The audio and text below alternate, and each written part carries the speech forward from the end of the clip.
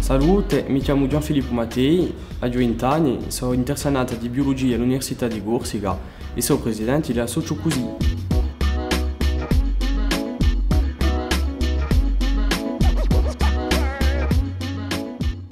Allora, a Corsica per me, a metà, dove sono nato, dove ho imparato, e poi è una terra importante nel mondo di noi che ha potuto svilupparsi altro con altri gruppi di musica come i Movrini. Dunque è una terra di un popolo che ha conosciuto nel mondo e che deve campare, che deve essere riconosciuto per me in tutti i casi. E poi a terra di una lingua e di tradizione, di una vera cultura che si deve risviluppare. È peccato che non fossimo giunti a un punto sino a qui, ma si deve sviluppare, si deve democratizzare la lingua e la cultura corsa.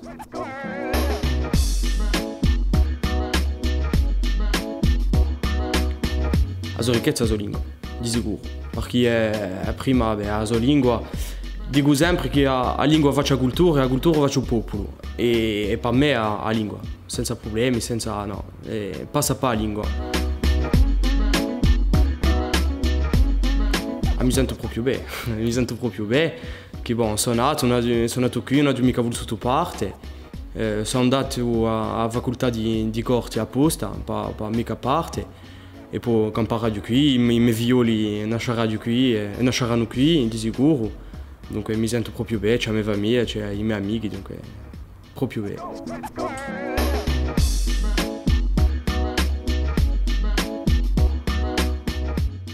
Oh, talmente strappata, dice la radio. Talmente strappata perché a cultura corsa non è ancora riconosciuta, ciò che io dicevo innanzi.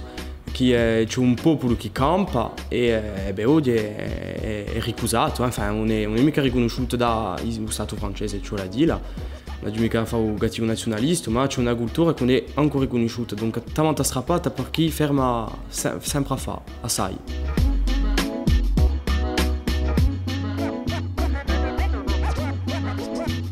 Sta qui, no, non ce la sta qui perché penso che ognuno può portare qualcosa al popolo corso e dunque la lingua, penso che c'è un combatto a fare per la lingua, dunque ce la sta qui.